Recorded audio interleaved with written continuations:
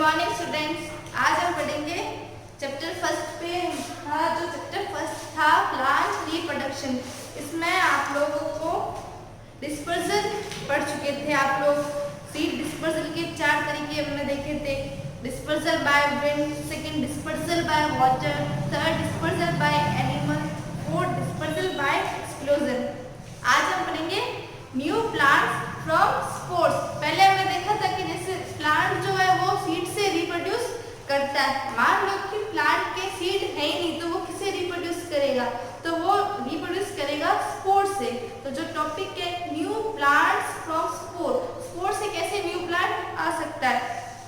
Plants that do not have flowers or seeds reproduced by tiny spores, जिसके flowers और seeds नहीं होते हैं, वो टिनी उनके अंदर स्पोर्स होते हैं, उससे वो रिप्रोड्यूस करते हैं। हर एक स्पोर से एक न्यू प्लांट होगा।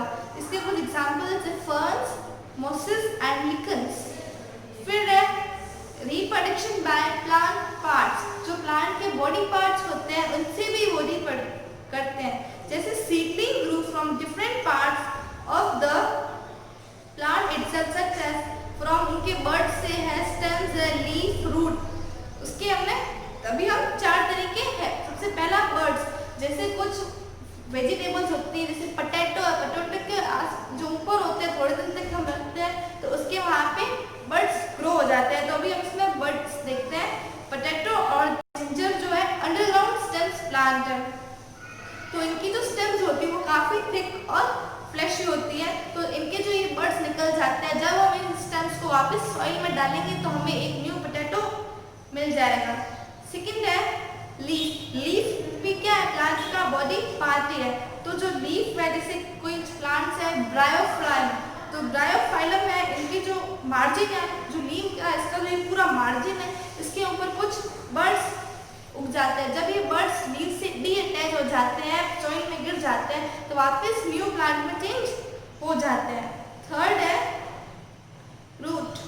जो ये स्वीट पोटैटो होती है, ये रूट ही होती है प्लांट की। तो हम लोग स्वीट पोटैटो को हमने कहीं से भी अगर काटा, तो काटने के बाद अगर वो सॉइल में गिर गया कहीं कोई भी हिस्सा, तो वो न्यू स्वीट पोटैटो में ग्रो हो जाएगी। स्वीट पोटैटो एक रूट है, जो क्या है इसके अंदर फूड स्टोर हो जाता है और वो इतनी मोटी हो जाती है। तो इसका एक पार्ट भी अगर एक पीस भी सॉइल के अंदर ग्रो हुआ तो न्यू स्वीट पोटैटो हमें मिल जाएगी।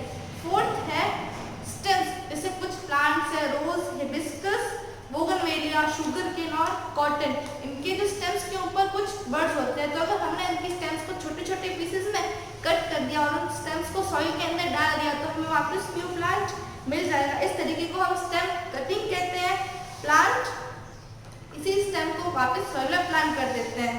तो कुछ दिनों बाद हम देखेंगे जो स्टेम्स हमने डाली थी हमें एक न्यू प्लांट मिल गया। तो हमारा चैप्टर यहीं खत्म होता है। अभी हम इसके क्वेश्चन आंसर्स देखते हैं। तो A answer the following questions. Question number first है what are the conditions necessary for the germination of seeds. तो हम लिखेंगे conditions necessary for the germination of seeds are oxygen, water and carbon dioxide. Some plants germinate in darkness while some plants germinate in sunlight. तो हमारा first का answer ये था। Second है if the plants do not have seeds, how do they reproduce? अभी मैंने आपको बताया था अगर प्लांट को मान लेते हैं कि प्लांट में सीड्स नहीं तो वो कैसे रिप्रोड्यूस करेंगे? तो हम लिखेंगे if plants do not have seeds then they reproduce through spores or their body parts.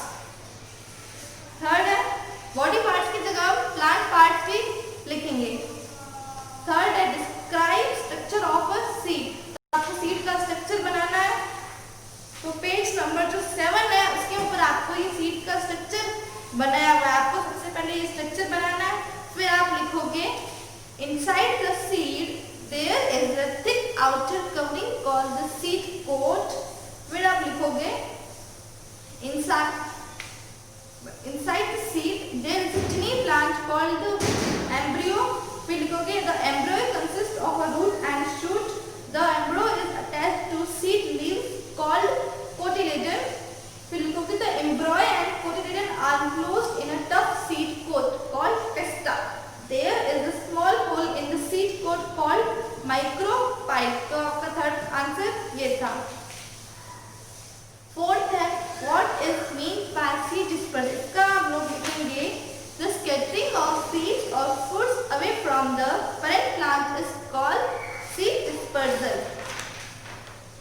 Fourth है fifth, how many ways are there for the dispersal of seed, explain them, इसका हम लिखेंगे there are 4 ways for the dispersal of seeds. सबसे पहला dispersal by wind, second dispersal by water, third dispersal by animals और fourth है dispersal by explosion. तो आपको इतने लिखने पड़ेंगे पैरा।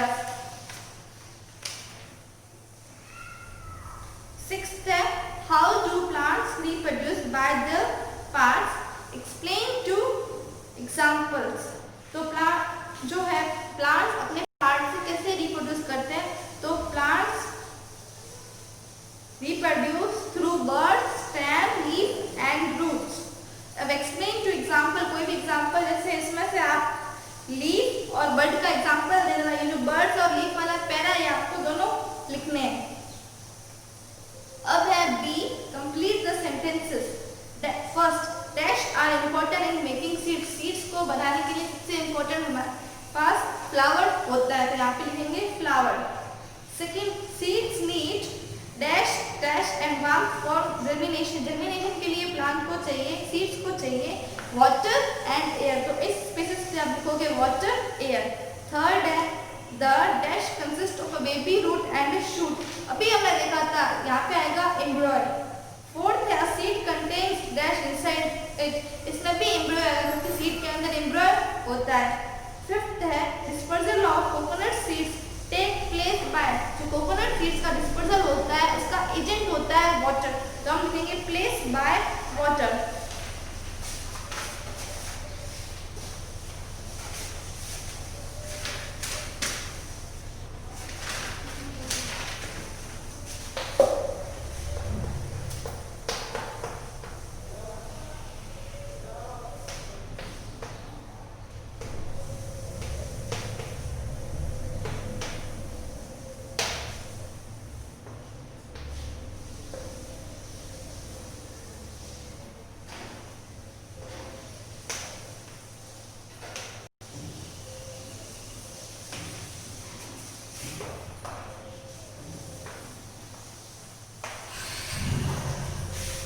क्वेश्चन नंबर सी है name the way of reproduction in the following, इसमें से आपको कुछ दे रखे हैं, जैसे potato, rose, bryophyllum, ginger, sweet potato, आपको बताना है कि किस तरीके से रिप्रोड्यूस करते हैं। तो जो पोटैटो है वो है बडिंग के थ्रू रिप्रोड्यूस करता है, तो हम लिखेंगे यहाँ पे बडिंग।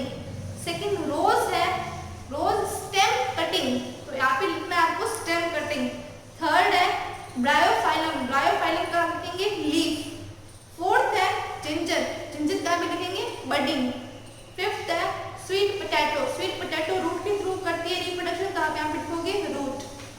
डी है आपको मैच करना है, इसमें से आपको डिस्पर्जन दे रखा है तो आपको पता लगाना कौन सा कैसे डिस्पर्जन होता है। तो स्पीयर ग्रास, स्पीयर ग्रास को डिस्पर्स करती है, इसका एजेंट है एनिमल बॉडी। पी, पी का जो एजेंट है ये एक्सप्लोजन के थ्रू होता है, तो इसको आप एक्सप्लोजन से मैच करेंगे।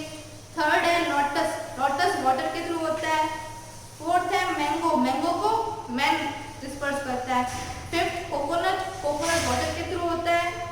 सिक्स्थ है कॉटन सीड्स, कॉटन सीड्स के जो एजेंट है वो है विंड। तो हमारा चैप्टर नंबर फर्स्ट यही खत्म होता है, अगला हम नेक्स्ट सेक्शन में